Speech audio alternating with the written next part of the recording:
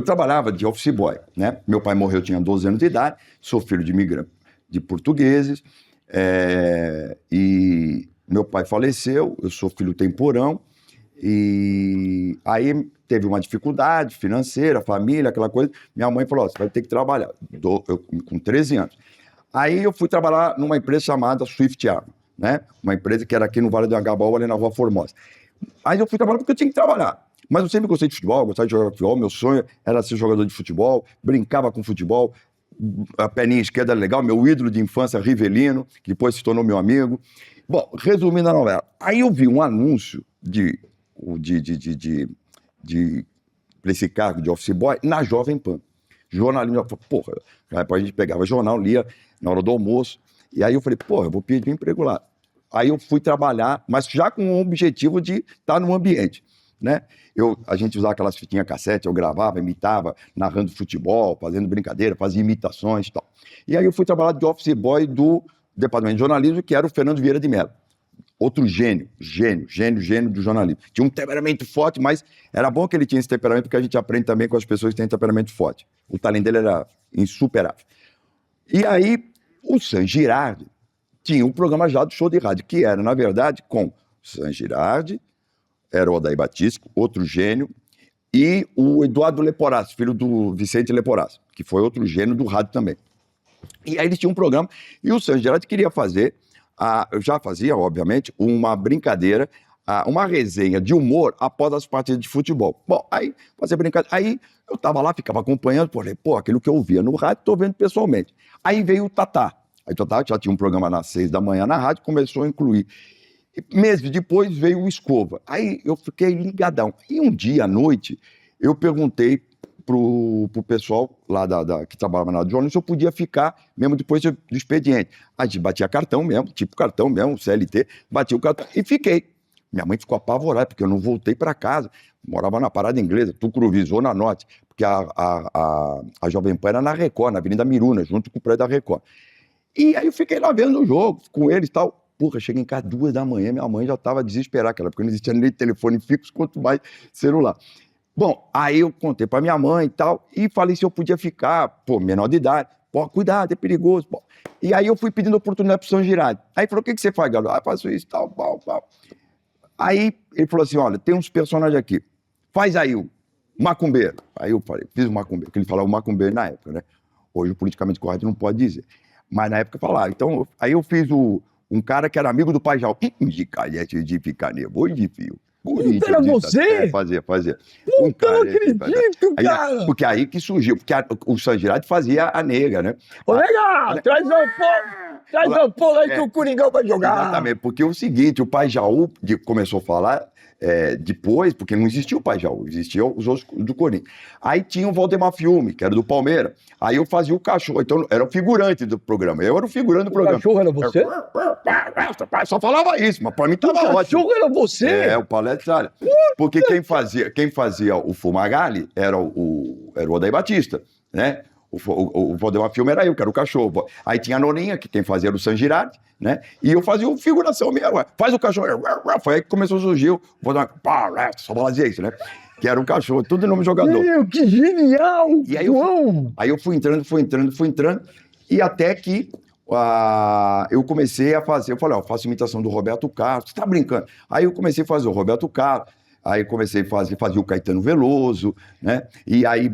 Aquela paródia de 77 do disco do Corinthians campeão do Caetano, é você? Era eu e o outro menino que fazia o Chiquinho Ferrão. Chiquinho Ferrão. Mas aquele Caetano Veloso... Caetano Veloso, eu e Chiquinho Ferrão. Você ainda faz o Caetano aí? Olha que podemos poder dizer assim com você, Bach. É extremamente importante esse momento assim do futebol, porque de repentemente a Bahia e o Betânia, e de repentemente, assim, o futebol é aquela coisa delirantemente importante, mas, quer dizer, ele não fala nada, mas fala, né? E o Roberto Carlos? Realmente, bicho, Palmeiras está sempre no meu coração.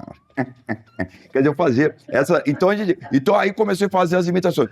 Mas como eu não cantava, então a parte da fala era minha. E o Chiquinho Ferrão fazia cantando.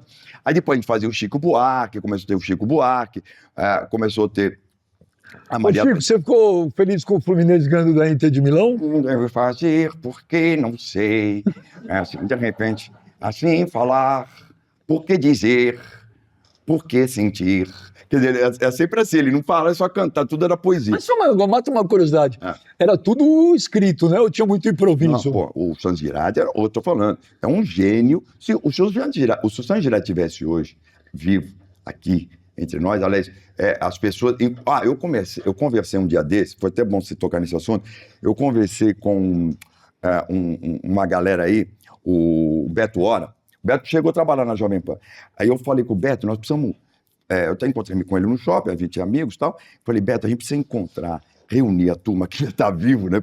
Os que estão vivos, de fazer uma resenha, fazer um almoço, fazer uma brincadeira e gravar essa porra da turma, porque se a gente contar como era feito essas coisas, ninguém acredita.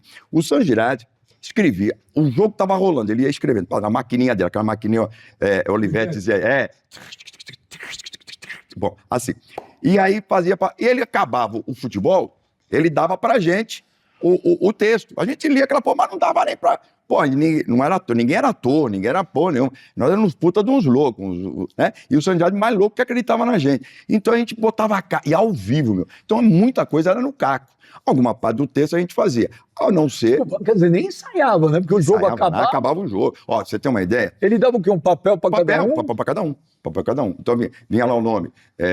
JK, que era eu, Tatá, botava Tatá, ia mandando. Né? E aí é o seguinte, aí a gente pegava o tempo de ver. Porque acabava o jogo, quem narrava futebol naquela época era o Joséval Peixoto, nem era o Osmar Santos. O Osmar Santos nem tinha chegado na Jovem Pan ainda. E quando o Osmar Santos veio, o Osmar era o terceiro locutor.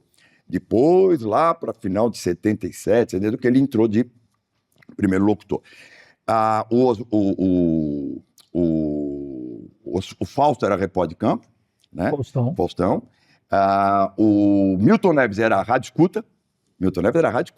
Então a gente acabava o jogo, a gente pegava aquele momento do Milton Neves dando placar, fazia aquela resenha lá rápido, direto do estádio de futebol, seja Pacaembu, seja Morumbi, onde fazia, inclusive no Campo da Portuguesa, tinha alguns jogos no Campo da Portuguesa, então normalmente Pacaembu. Então fazia a resenha lá, rapidamente, e agora você fique com um show de rádio e tal. Aí o Santos Girardi, aí já começava a música de show de rádio, e o Santos Girardi já fazia, e já começava a Rádio Cama do Caia, que era com o Odair Batista. Daí, quem comandava mesmo era o Santos Girardi e o Odair Batista. E nós, a galera aqui, ficava só na rebaba das brincadeiras, dos personagens, né? O Didi Morumbi era o Santos Girardi.